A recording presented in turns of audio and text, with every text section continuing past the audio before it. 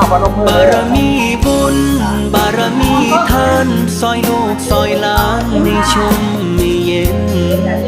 นำแสงสว่างส่องทางให้เห็นความสำเร็จในสมปรารถนา เอายกพุ่มที่ใหญ่ยกกระสอบเขาแล้วนะจะได้ได้ละ เจดีย์พระพุทธเจ้าทั้งห้าพระองค์โปรดจงเมตตาอย่าได้ขัดสนให้ลูกมีกินมีใช้ กูได้เพลงหน่อยเพิ่นไปเถิง พ้น เอ ภัย อไปพอคู่ยก โดยเถิดเจ้า ได้ไหม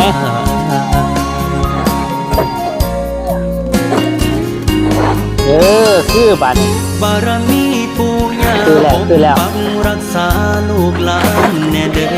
อบารมีคุณพ่อคุณแม่ย่อยกขึ้นใส่หัว เอามาลงมือเลย ขอองค์ท่านเทวดาลิโต